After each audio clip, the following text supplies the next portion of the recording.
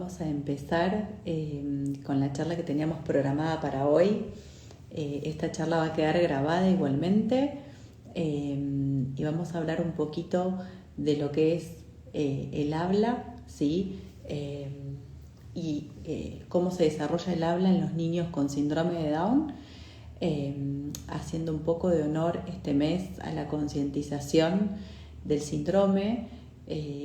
Lo que quiero es que puedan, tanto terapeutas como familia, poder tener mayor información de por qué encontramos tanto delay, tanto retraso en lo que es el desarrollo del habla, ¿no?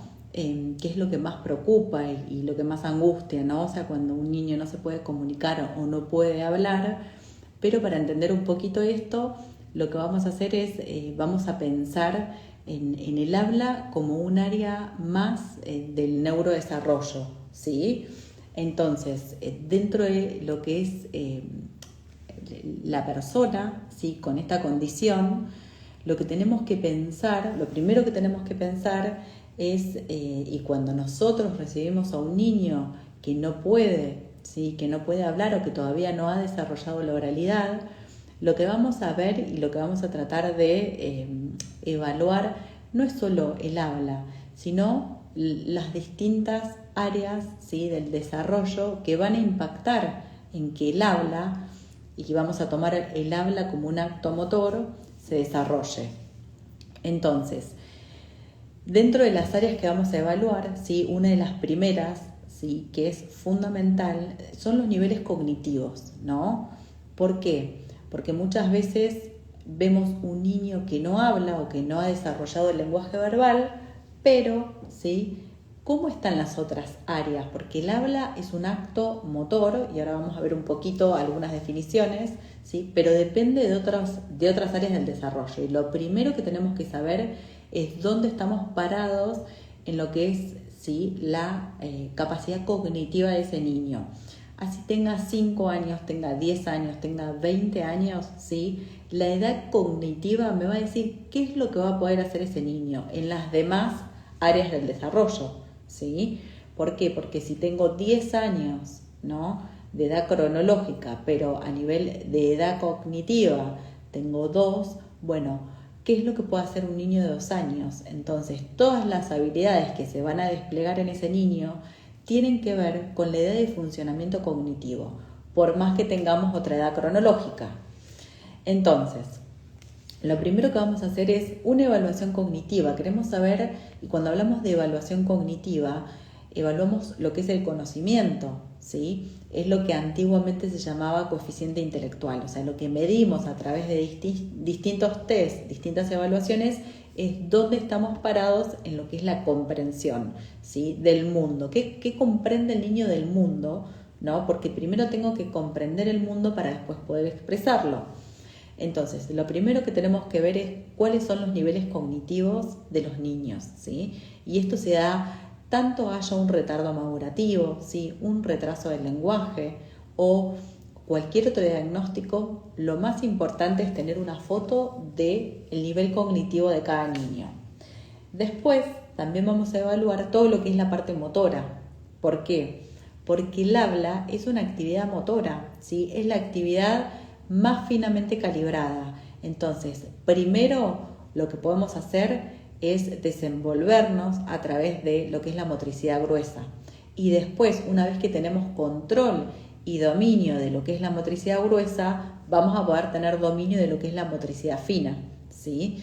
Entonces, hay muchas teorías que hablan de cómo, ¿sí? El desarrollo motor, ¿sí? A través de la marcha, la bipedestación y a través de lo que es el apoyo, ¿sí? Para el gateo, también ayudan a estabilizar lo que son las estructuras de tronco para lo que es el desarrollo de habla, ¿sí? Hablamos de tronco, hablamos, ¿sí? De mandíbula, hablamos de cuello. O sea, tenemos que tener un niño estable, ¿sí? Que tenga un control de su cuerpo en el espacio para después ir a desplegar movimientos más finos a nivel de lo que es la motricidad oral, ¿no? Vamos a ir todo el tiempo para la parte motora del habla.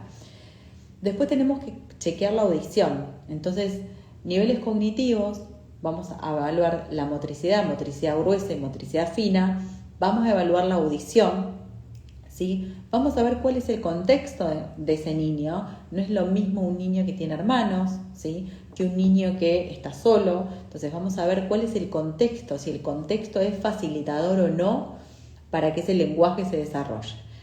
Y también, ¿sí?, lo que tenemos que entender es que en el síndrome de Down no solo el habla viene con un delay, sino que todas estas otras habilidades también recorren los estadios del desarrollo un poquito más lento, ¿sí? O sea, el primer estadio, si hablamos de niveles cognitivos que atraviesa un niño, es lo que llamamos el estadio sensorio-motriz, ¿sí? El niño aprende a través del hacer y a través del tacto y el contacto con el exterior. Entonces, al haber en esta patología un bajo tono, ¿sí?, a través de lo que es muscular, hay menos activación, hay menos exploración del afuera, hay menos posibilidad de accionar sobre el afuera, por lo que lo importante, ¿sí?, es tener todas estas otras subáreas del desarrollo, ¿sí?, integradas en una evaluación formal para ver una foto, ¿sí?, de dónde estamos parados, ¿no? Y por qué no se da el habla, ¿no? Una vez que tenemos, o sea, lo que vamos a ver también que muchas veces los niños sí tienen buena comprensión, tienen buena motricidad, pero el habla no se desarrolla. Entonces, vamos a ver que el habla es un acto, sí, es un acto motor y es una forma de expresión.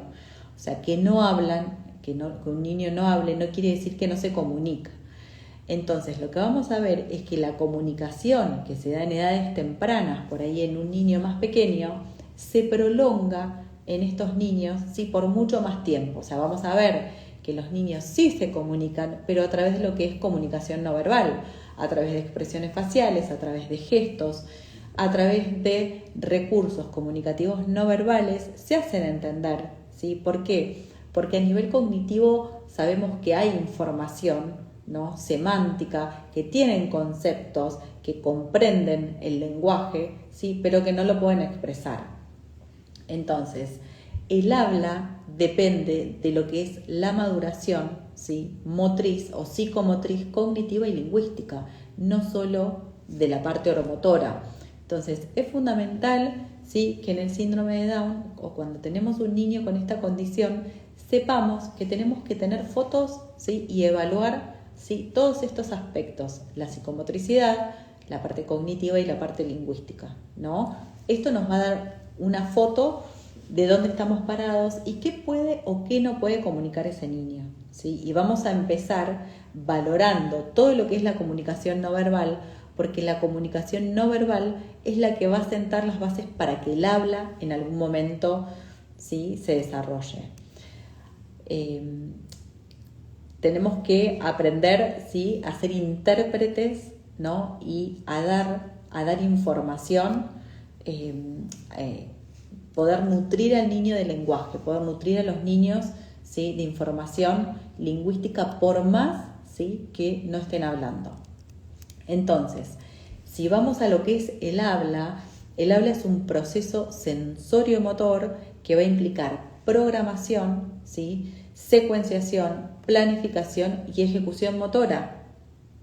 Entonces, el habla no es un acto simple. Algo que parece muy simple, ¿sí?, es un acto complejo y depende de un montón, ¿sí?, de otras áreas que estén bien engranadas. Entonces, primero evaluamos lo cognitivo, ¿sí?, evaluamos lo que es lingüístico, vamos a hacer una evaluación de todo lo que es la motricidad gruesa, motricidad fina y también de lo que es, ¿sí?, la parte psicomotriz. Y con toda esa foto vamos a ver, bueno, por qué el niño no está hablando. Dentro de lo que es el síndrome vamos a ver que una de las causas, ¿sí?, más evidentes tiene que ver con lo neuromuscular, hay una hipotonía, hay un bajo tono de base, ¿sí? Por lo tanto, lo primero que uno empieza a trabajar para que el habla se desarrolle es todo lo que es lo que llamamos terapia oromotora. La terapia oromotora implica, ¿sí?, activar a través de ejercicios con todo lo que es la musculatura oral, ¿sí? Los músculos que intervienen en el habla, ¿no? Y cuando hablamos del habla, no vamos a hablar solo de los órganos, ¿no? De los órganos fonoarticulatorios, sino que vamos a arrancar en lo que es el diafragma. ¿Por qué? Porque hay muchos niños que ni siquiera tienen fuerza en su diafragma para poder fonar, para poder sacar el aire y coordinar lo que son movimientos con fuerza expiratoria. Entonces, como hay una hipotonía de base, lo que tenemos que evaluar, ¿sí?, es la motricidad en general. Lo ideal es que un terapeuta ocupacional pueda hacer esta evaluación más psicomotriz, ¿no?, o motricidad gruesa y motricidad fina, y veamos dónde estamos parados. Un niño que no tiene fuerza abdominal va a tener un soplo muy suave, ¿sí?, muy pobre, y para poder hablar necesito sostener la fonación, necesito sostener, ¿sí?, el soplo. Entonces, vamos a ver que la comunicación y el lenguaje se dan de la mano, ¿sí? Los niños primero se comunican a través de lo que es no verbal, y sobre esa comunicación no verbal el adulto va interpretando y va poniendo palabras. Si esas palabras que ponemos, ¿sí?, son inalcanzables o son muy complejas y hay una dificultad en todo lo que es la parte motriz, va a ser como muy inaccesible para poder copiar o imitar. Por eso lo primero que hacemos cuando empezamos a trabajar con un niño que aún no habla es no buscar que hable, sino que pueda imitar, ¿sí? La imitación es la base del aprendizaje motor. Entonces, vamos a trabajar mucho lo que es la imitación. Si un niño no puede imitar todo lo que es la motricidad gruesa, a través de lo que es motricidad gruesa, menos va a poder imitar a través de lo que es la motricidad fina, salvo que haya alguna cuestión como muy específica. Entonces, es fundamental poder evaluar, ¿sí?, todo lo que es la comunicación. ¿Por qué? Porque la comunicación es la que va a sentar las bases para lo que es el futuro desarrollo del aula, ¿no? La comunicación y el lenguaje. O sea, ¿y qué es lo que necesitamos para que ese niño realmente haga el intento de comunicarse, ¿no? La motivación. Entonces, dentro de lo que son nuestros programas, lo que buscamos es siempre palabras, nosotros llamamos palabras target, palabras de alto impacto, de alto afecto, ¿sí?, que es lo primero que puede producir un niño. Por más que tenga 3 años o 5 años, no va a decir perro si nunca hizo la onomatopeya de perro. Entonces, vamos a ver, bueno, dentro de lo que es el desarrollo de la cronología del habla, ¿no?, ¿qué es lo primero que hace un niño? ¿Sí? Lo primero que hace un niño es vocalizar. Entonces, si el niño ni siquiera puede producir vocales aisladas o puede vocalizar, menos va a poder verbalizar. Hay un estadio, ¿sí?, previo a lo que es la oralidad y el lenguaje verbal, ¿sí?, y tiene que ver con todo lo que es vocalización y efectos del sonido, que son parte de nuestro programa. Entonces, lo primero que tenemos que evaluar, ¿sí?, es la comprensión. ¿Por qué? Porque primero comprendo, ¿sí? Por ejemplo, agarro un vaso de agua, ¿sí? Si el niño ve un vaso de agua o ve un elemento y nadie le da el nombre, nadie le da el input auditivo, ¿sí?, va a ser muy difícil que pueda nombrar o nominar. ¿Por qué? Porque no tiene esa información. Entonces, primero conozco el mundo, primero lo comprendo, ¿sí?, y después lo voy a poder producir. Si tengo la habilidad motora y de coordinación y de programación, planificación y ejecución. O sea, vamos a ver que muchas veces tenemos la comprensión, tenemos los conceptos, pero no tenemos posibilidad de producir estas palabras. Entonces, ¿de qué depende que un niño pueda decir la palabra? ¿Sí? O que pueda producir palabras. Primero depende de un otro que pueda nutrirlo de ese lenguaje y que le pueda dar esas palabras. O sea, si le damos ese lenguaje, ¿sí?, repetidamente, en contexto, en situación, primero va a aparecer, ese lenguaje va a aparecer, ¿sí?, en comprensión, que es lo primero que necesito, ¿sí? Si luego, ¿sí?, por más que tenga el concepto, no puedo producir la palabra, ahí vamos a evaluar, ¿sí? Vamos a evaluar todo lo que es la parte de motricidad orofacial y también vamos a evaluar todo lo que es la parte de planeamiento motor. ¿Vamos bien? Igual ahora, cuando terminamos, ¿sí?, vamos a dejar un tiempo para preguntas. Entonces, todos nos comunicamos a través de distintos medios, ¿no? Y todos lo que hacemos es, lo que queremos es la oralidad, ¿no? Pero lo que tenemos que hacer valer es los medios y los canales de comunicación que esos niños tienen en el momento de la evaluación. Entonces, vamos a ver si hay expresiones faciales, movimientos corporales, vocalizaciones, aproximaciones de palabras, frases. Bueno, ¿cuáles son los medios? ¿Sí? ¿Cómo se comunica ese niño? Si un niño no puede decir que no o no puede rechazar algo, lo más madurativo que puede hacer, si nos corremos en un estadio para atrás, es llorar, hacer un berrinche, ¿no? Entonces, muchas veces el llanto y el berrinche en los niños con síndrome no tiene que ver con, ¿sí?, un problema de conducta, sino que no tiene que ver con no tener la capacidad para poder comunicar que algo no quiero, que algo no me guste con otro canal, con otro medio de comunicación. Entonces, si cada vez que el niño, ¿sí?, hace un berrinche o se enoja o se tapa la cara o tira algo porque algo no quiere, ¿sí?, y en ese momento, en esa situación, hay un adulto que decodifica, ¿sí?, qué es lo que quiere decir, que puede interpretar esa conducta no verbal y le pone una palabra, ¿no? Ahí, ¿sí?, ahí lo que estamos haciendo es dándole, ¿sí?, guardando esa información semántica que por ahí en este momento no la puede producir, pero vamos a trabajar para que lo pueda producir. O sea, vamos a mostrarle que esa forma de comunicación, ¿sí?, o sea, se puede reemplazar por otra mucho más madura. Por ejemplo, a través del movimiento de cabeza. O sea, de hacer un berrinche porque no quiero algo, decir que no es complejo, pero sí podemos negar con la cabeza. Y esto tiene que ver con que decir no con la cabeza implica uso de lo que es la motricidad gruesa y decir no a través del habla implica el uso de lo que es la motricidad fina.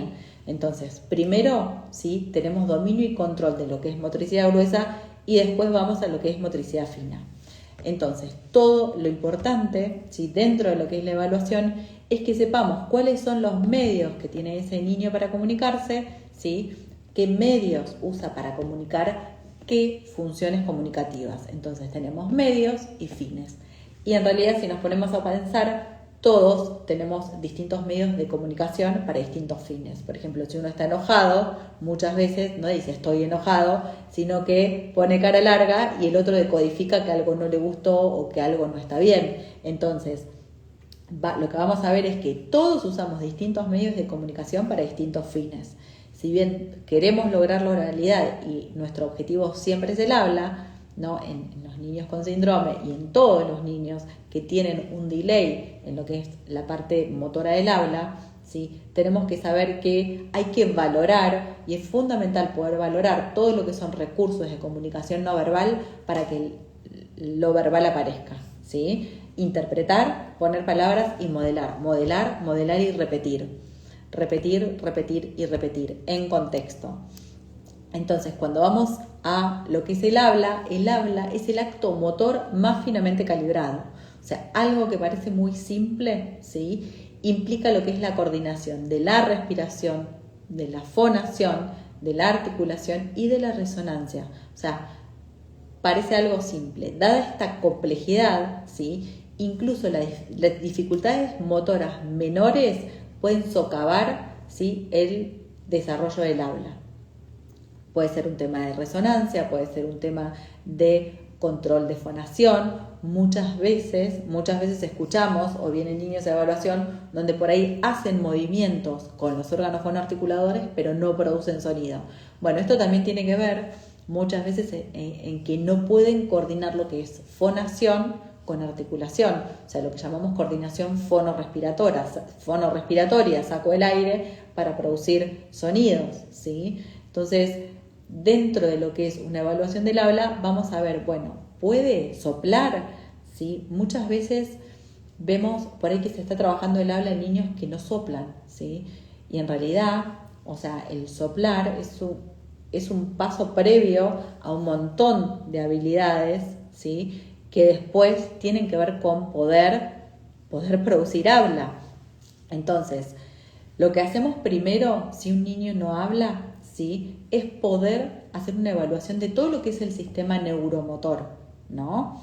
vamos a ver no solo, ¿sí?, a través de estudios médicos, de una resonancia, de los estudios que se necesiten, ¿sí?, o si hay alguna lesión, que no importa si hay o no lesión, ¿no? Pero sabemos que en el síndrome tenemos esta condición de hipotonía, de bajo tono, que ya de por sí activar todo lo que tiene que ver con lo neuromuscular genera un gran esfuerzo. Entonces, primero necesito, ¿sí?, músculos fuertes y después necesito músculos ágiles. Si yo no puedo, y vamos a ir a pensar en las dificultades del habla en los niños con síndrome, primero tengo que poder hacer movimientos con mis órganos, ¿sí?, fonoarticulatorios, para después ir a juntar esos movimientos y poder producir habla. Entonces, lo que vamos a ver es que la adquisición de lo que es el sistema fonético-fonológico, que es lo que evaluamos a través de lo que es el lenguaje, ¿sí?, requiere moldear el tracto vocal, hacer movimientos con el tracto vocal para producir sonidos, ¿sí? Entonces, algo como muy común de ver es en esta evaluación, cuando uno hace una evaluación, la macroglosia. La macroglosia lo que hace es que la lengua, ¿sí?, no tenga un lugar cómodo dentro de la boca y esté o todo el tiempo afuera de la boca, ¿sí? Y si yo tengo que producir, quiero decir mamá, quiero decir papá, ¿sí?, o quiero decir babá y tengo la B, la M y la P, son sonidos que llamamos bilabiales, ¿sí? Son sonidos que requieren contacto entre los labios, ma, pa, ba. Ahora, si yo quiero decir mamá, papá y babá, ¿no?, y tengo da, no puedo producir sonidos. Entonces, lo que tenemos que pensar, ¿sí?, es que para poder hablar tenemos que tener organizado todo lo que es la parte intraoral, ¿no? Tenemos que tener movimientos que acompañen la maduración del tracto vocal. Para hacer movimientos, nosotros hablamos de planos de movimiento. ¿Por qué? Porque decir ma, pa, va implican movimientos en lo que yo llamo plano vertical, que es lo primero que hace un bebé a través de la alimentación. Ma, pa, va, ¿sí? Todo con a, ¿sí? Ago, aga. Así empieza un bebé a practicar y a poner en marcha su sistema motor del habla. Entonces, lo que vamos a ver es que no podemos, ¿sí?, trabajar el habla si no tenemos todo lo que es la motricidad orofacial evaluada y puesta en marcha un plan de acción para mejorar todo lo que es la motilidad, ¿sí?, de la lengua, motilidad de los labios. Vamos a ver muchas veces que hay, ¿sí?, hipotonía en lo que es el labio superior. Entonces tenemos que trabajar, ¿sí?, si un labio está inactivo, ¿cómo voy a hacer, ¿sí?, para producir ma, pa? Necesito activar la musculatura. Entonces vamos a primero hacer una evaluación de lo que es la motricidad orofacial para ver cómo están todas las estructuras intervinientes en el habla, ¿sí?, que no tienen que ver con el habla, ¿sí? Acá no estoy trabajando el habla, estoy trabajando a través de lo neuromuscular, ¿sí?, todo lo que es la motricidad orofacial. Tanto un niño con mucha hipotonía, con mucho bajo tono, va a costar activar esa musculatura, como un niño con otra patología que tiene espasticidad o tiene mucha rigidez en el músculo, también, o sea, eso va a afectar el rango de movimiento. Entonces, tengo que tener movimientos músculos fuertes y movimientos ágiles, ¿sí?, para poder producir sonidos del habla, ¿sí? Pero el habla no implica producir sonidos aislados, sino que implica juntar un sonido con el otro. Y ahí es donde vemos, ¿sí?, vamos a ver esta característica de apraxia. Entonces, ¿qué es lo que tenemos que evaluar en estos niños? O sea, ¿qué tenemos que tener en cuenta a la hora de evaluar todo lo que es la motricidad orofacial? Tenemos que ver forma y función, estructuras anatómicas, ¿sí?, que intervienen de la cavidad oral, que intervienen en el habla, ¿no? Tenemos que ver de estas estructuras anatómicas cómo están en relación a la forma y a la función, ¿sí? Tenemos que ver el paladar, tenemos que ver la dentición, tenemos que ver la mandíbula, tenemos que ver los dientes, tenemos que ver los labios, tenemos que ver el pasaje nasal, tenemos que ver el oído medio, ¿sí? Tenemos que ver todas las estructuras que van a impactar directamente en que el habla se desarrolle. ¿Por qué? Porque muchas veces puede haber por ejemplo, una obstrucción en el tabique nasal, ¿sí? En lo que es la dentición puede haber una proyección del maxilar superior o una expulsión o retracción del maxilar inferior. Todo lo que es alteración entre lo que es forma va a llevar a una mala función y viceversa, ¿sí? Si hay un mal funcionamiento de las estructuras, eso puede generar una modificación, una alteración en la forma estructural de la cavidad oral. Este combo va a impactar negativamente en la motricidad orofacial o en el desarrollo de la motricidad orofacial, y lo que vamos a ver, ¿sí?, es que van a tener que producir algunos sonidos o se producen algunos sonidos a través de lo que son movimientos compensatorios. Entonces, primero vamos a evaluar todo lo que es la motricidad orofacial. Vamos a ver estructuras anatómicas, ¿sí?, y funcionales que intervienen en el habla. Entonces, una vez, ¿sí?, que tenemos evaluación, ¿sí?, muchas veces antes de pensar en objetivos de habla tenemos que activar todo lo que es la motricidad orofacial. Bueno, si quiero que diga mamá y quiero que diga papá, ¿cómo se produce la M y la P y la A? Necesito una cierta abertura mandibular, necesito, ¿sí?, movimientos de ambos labios, o sea, ¿qué necesito para producir ese sonido? Entonces, si yo entiendo por qué no lo está produciendo, ¿sí?, y qué es lo que tengo que evaluar, va a ser fácil activar un plan de acción, ¿sí? Y no decir no lo puede decir, no lo puede decir porque hay algo que le está obstruyendo la posibilidad. Antes, ¿sí?, vimos niveles cognitivos, vemos, ¿sí?, niveles de comprensión lingüística, vemos cómo está la motricidad en general, vemos cómo está la parte auditiva, y después nos vamos a ir a ver todo lo que es estructuras, ¿sí?, anatómicas y funcionales que intervienen, ¿sí?, en los órganos, o sea, que tienen que ver con la parte fonoarticulatoria, para ver cómo están y cómo se va a producir el habla.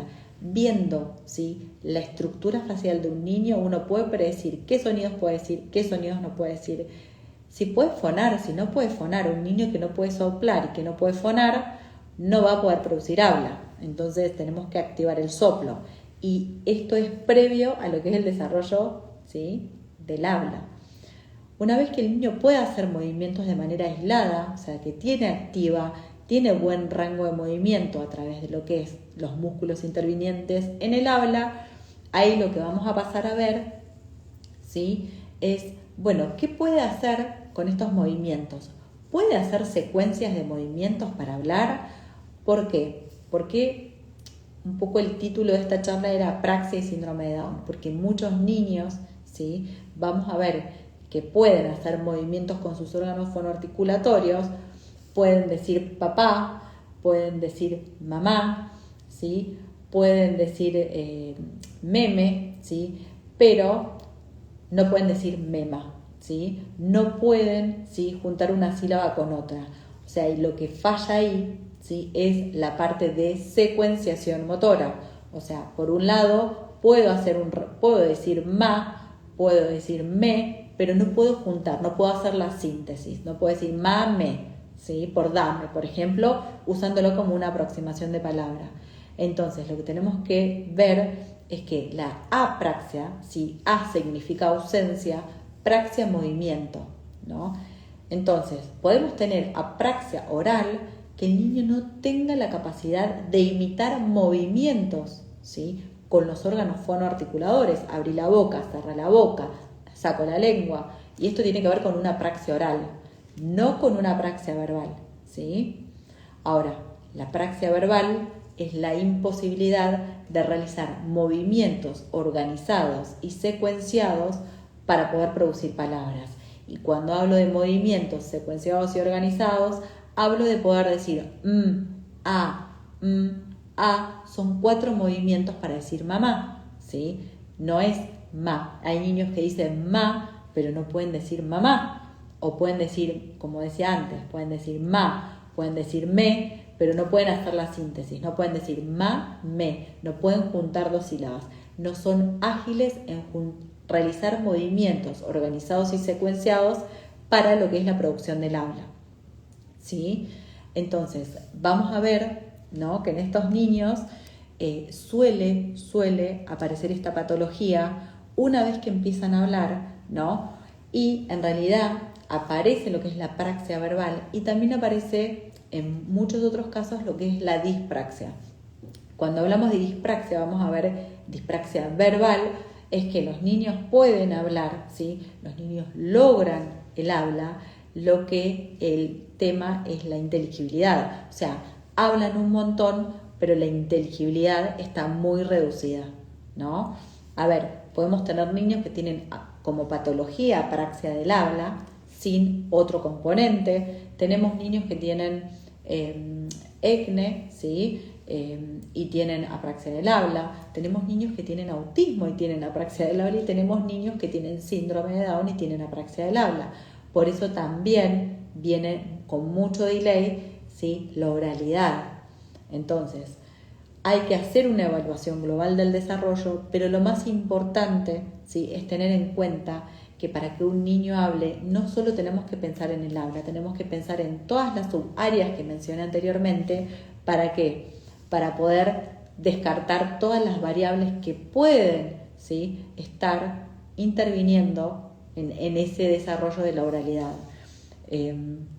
Yo soy como muy positiva y siempre decimos, no tenemos un niño que no haya logrado el habla. Siempre logran la oralidad. Muchas veces requiere como mucho más trabajo. ¿Por qué?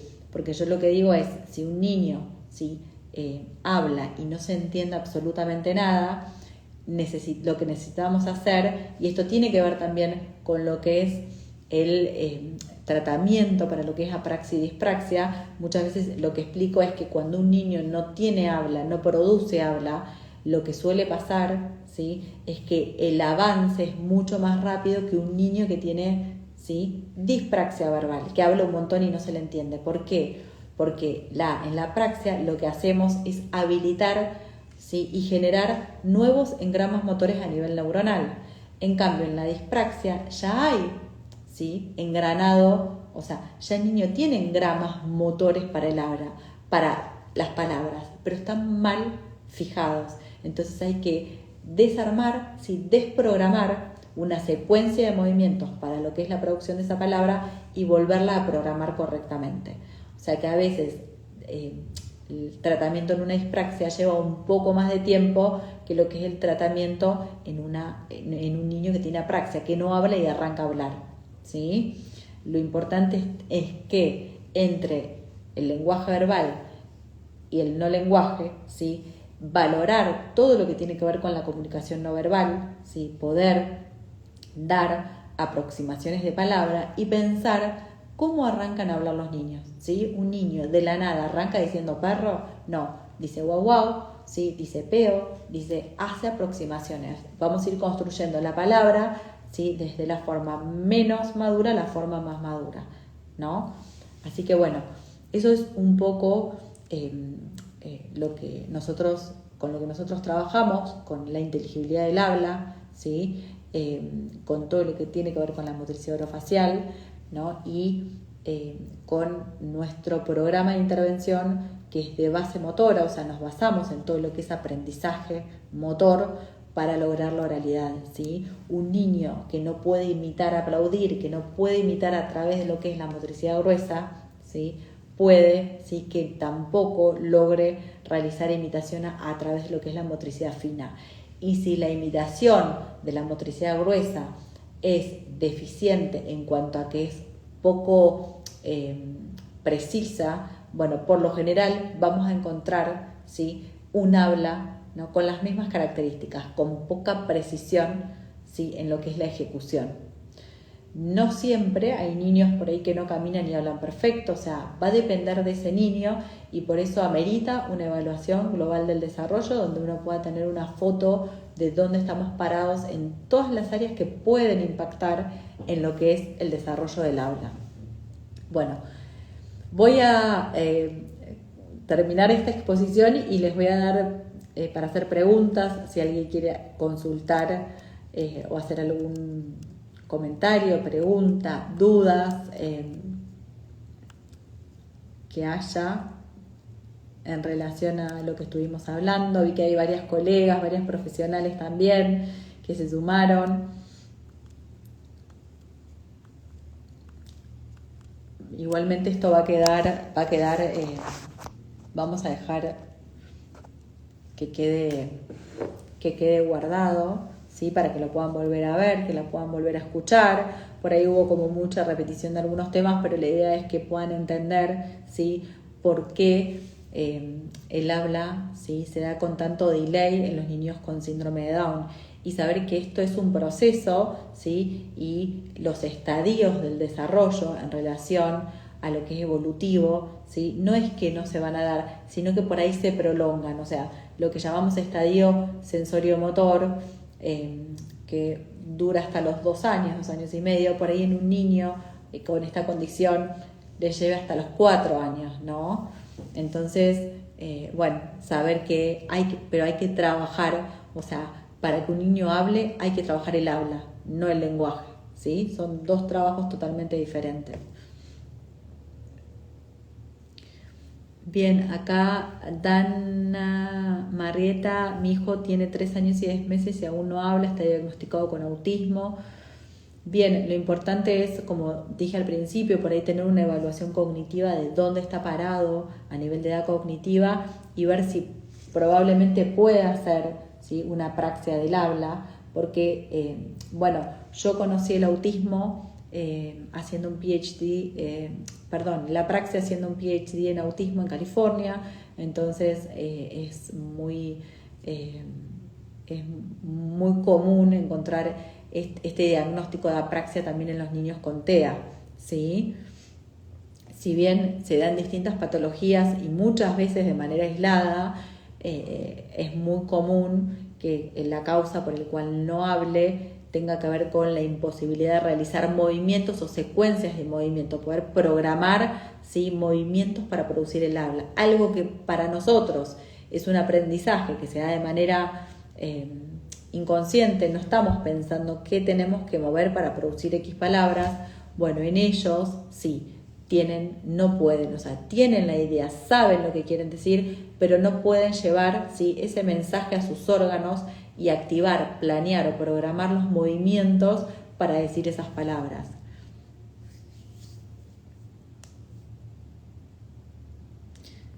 Bien, ahí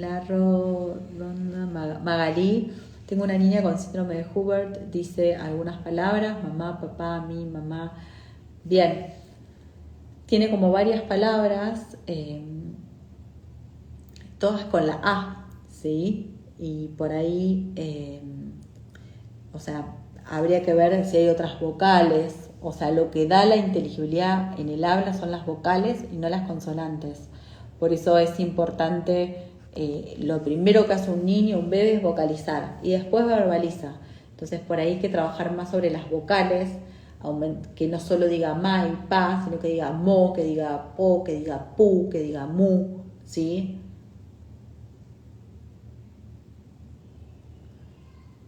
En caso de mi hijo que tiene síndrome pero no tiene apraxia, ¿hay otra dificultad que pueda aparecer?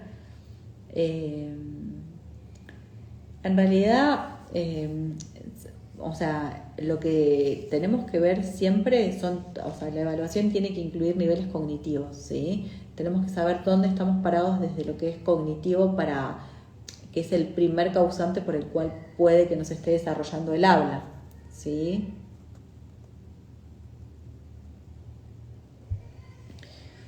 Bien, cursos para apraxia, hay varios. Nosotros damos de nuestro enfoque y damos para lo que es diagnóstico y tratamiento. Lo importante es primero hacer un curso donde uno entienda qué es la apraxia, cómo hacer diagnóstico diferencial, y después dentro de lo que es intervención hay como muchos métodos. El que más se escucha y el que más se conoce es PROM, que es una técnica muy efectiva, pero ahí está RES, está DTC, hay varios enfoques. Bueno, nosotros tenemos nuestro propio enfoque y de hecho en nuestras intervenciones intensivas usamos todos los recursos en el cual estamos formados y certificados, ¿no? Bien, sigo con las preguntas. Mi hijo tiene diagnóstico de TEA casi 4 años y no arma frases. ¿Puede ser apraxia? Sí. Si usa palabras, habría que ver cómo es la capacidad estructural de la palabra, qué palabras está pudiendo producir y hacer una evaluación. Si lo que se le complejiza es, ¿sí? Lo que es, o sea, una de las cuestiones que suele pasar en la praxia es que a mayor longitud, o sea, mayor cantidad de sonidos tengo que poner, más dificultad de estabilizar el tracto vocal y más se desintegra el habla. Entonces puede tener que ver con esto, ¿no? O sea, con la estabilidad de la mandíbula, que es la que me permite sostener los demás órganos de la articulación y poder producir, ¿sí?, sonidos más largos. Y esto se ve, es muy común porque, por ejemplo, uno escucha a un niño que dice mamá, meme, o mamá, puede decir mamá, puede decir mome por come, pero no puede decir mamá comer, ¿no? O sea, puede decir bisílabas, pero todavía no puede armar una frase o decir una palabra de 4 sílabas, ¿sí? O sea, a medida que aumenta la longitud de la palabra o que aumenta la longitud de la frase, el habla se empieza a desintegrar. ¿Por qué? Porque pierden estabilidad los articuladores.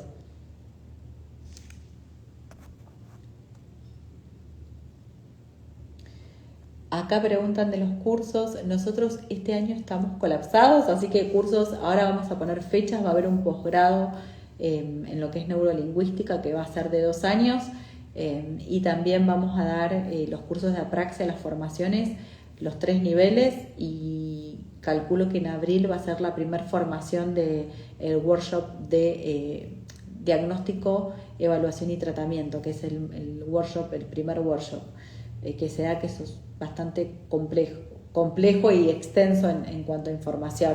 Después tenemos cursos prácticos y pasantías. Lo que nosotros hacemos lo que podemos hacer es cuando en realidad siempre vamos a tratar de subir la información acá a las redes para que pueda estar disponible y bueno, y van a poder anotarse. A veces en los prácticos, y ahora volvimos a la presencialidad, de hecho tenemos planes que habían quedado prepandemia de viajar a España, a Perú, a Paraguay, a Chile, tenemos muchos países que visitábamos, a Miami, y estamos terminando de cerrar la Agenda 2023 con muchos viajes, pero bien. Acá me hacen una pregunta bastante interesante que tiene que ver con cuánto dura el tratamiento de un niño con apraxia leve. En realidad el tratamiento de apraxia va a depender de todas las demás áreas del desarrollo que uno evalúa, pero tenemos que pensar en 2 años de tratamiento, ¿sí? Eso es como el tiempo estipulado para lograr que un niño hable de manera inteligible en frases, ¿no? Descartando, o sea, que todas las otras áreas del desarrollo estén ok, ¿no? Si no, va a depender también de eso. Puede impactar o retrasar o acelerar este proceso. Las capacitaciones, tenemos capacitaciones presenciales y capacitaciones virtuales. Hemos dado en Chile, hemos formado muchísima gente, he formado mucha gente, he estado muchas veces en Chile. De hecho, hay un grupo de gente que armó una red de dispraxia que conoció la apraxia con mi enfoque en el 2018 o 2017, ya no me acuerdo. Así que somos como bastante mentores en lo que es la apraxia y la dispraxia verbal en Chile.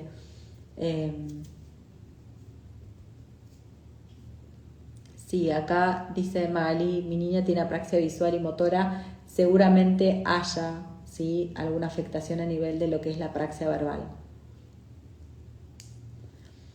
Material hay mucho, pero en inglés. Hoy en día está todo, si uno googlea y sube información, pero voy a hacer un vivo donde voy a pasar algunos autores para que puedan leer. Y de hecho, si entran en el Instagram y buscan, yo subo artículos y hay un grupo de fonoaudiólogas apraxia en Facebook también. Ahí subimos mucha información de research, de investigaciones, ¿no? Bien, acá preguntan pasantías. Todo se puede averiguar a través de la página nuestra.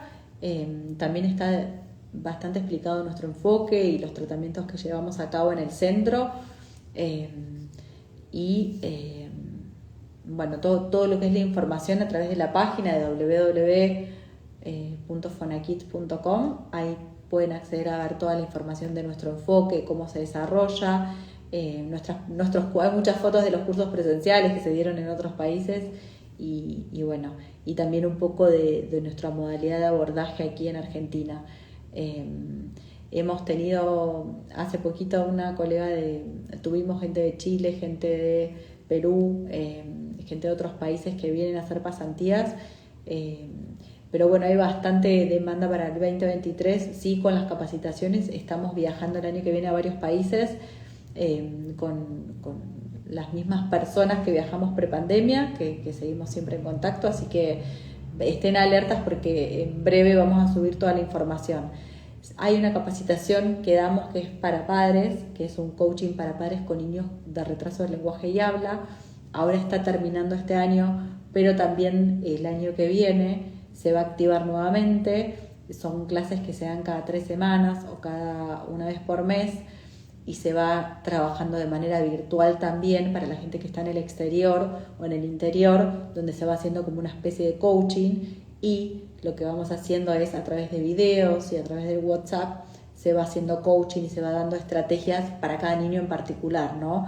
Muchas veces trabajamos con las fonoaudiólogas, con el equipo. Ahí vi que hay algunas fonos, de hecho, de niños que han venido a hacer tratamientos intensivos con nosotros y invitamos a sus profesionales para que puedan participar, para darles estrategias y para que podamos hacer un trabajo interdisciplinario, porque también sabemos que nosotros tenemos como un tiempo de acción y después los niños siguen en sus terapias regulares, así que, o sea, cuanto más formado estemos, ¿sí?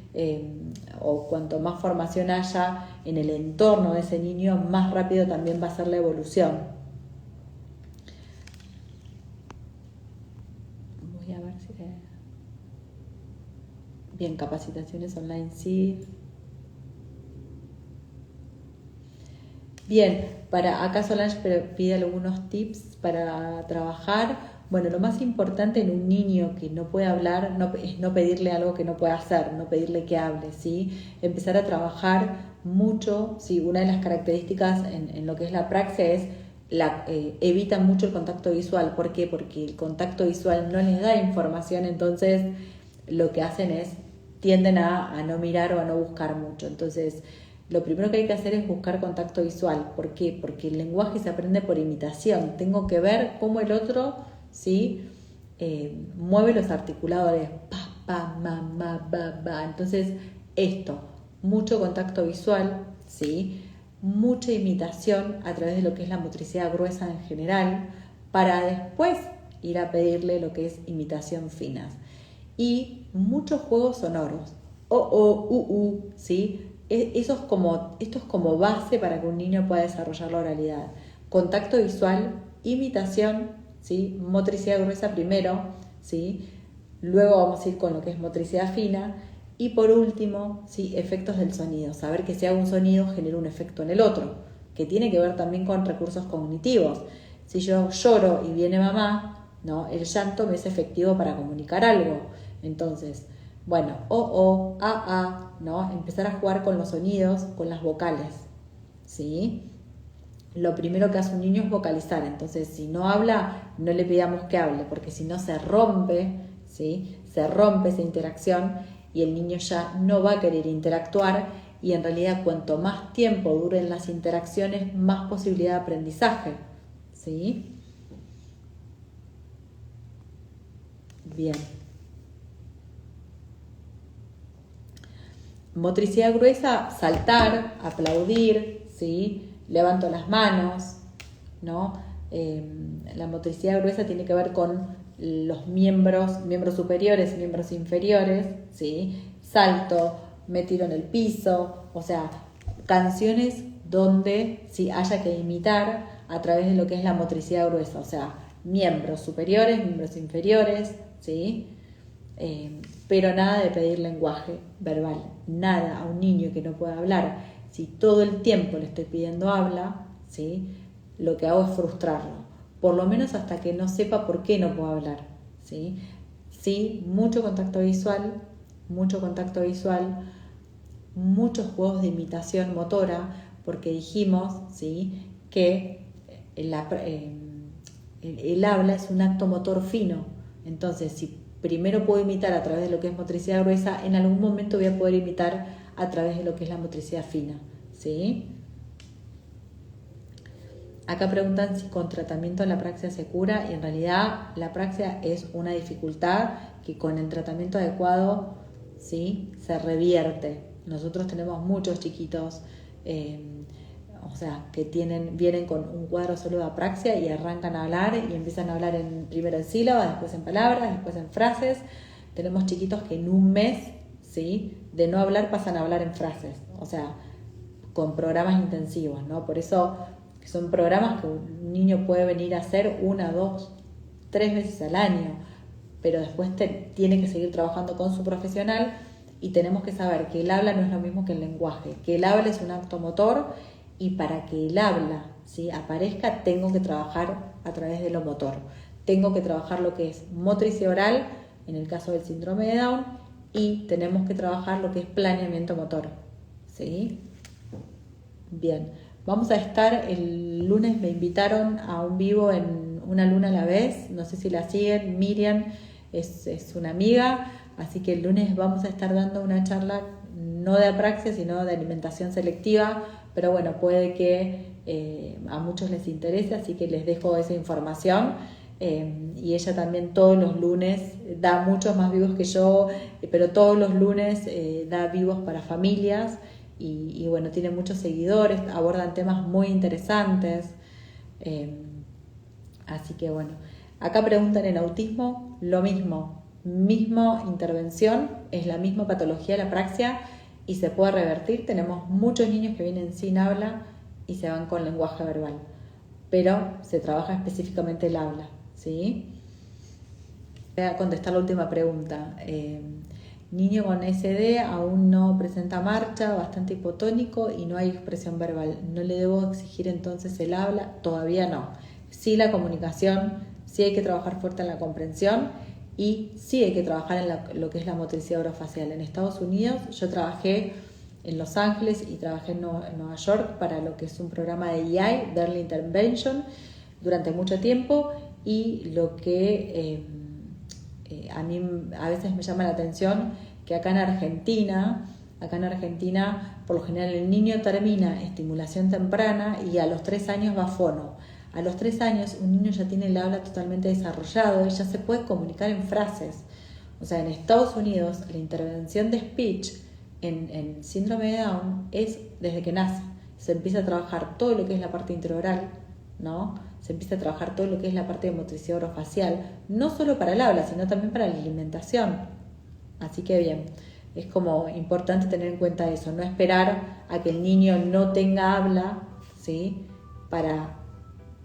o que cumpla 3 años y que termine, ¿no?, la estimulación temprana, para después empezar con lo que es el desarrollo del habla. No, arrancar de bebés, ¿sí? Cuanto más bebé, mejor.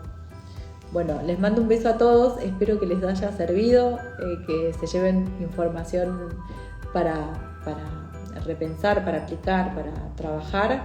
Y bueno, cualquier duda nos consultan a través de la página. Hay un mail, está el mail de secretaría o hay un teléfono de contacto, y bueno, las secretarias les estarán respondiendo las preguntas. Gracias a todos por esta hora y bueno, seguimos en contacto.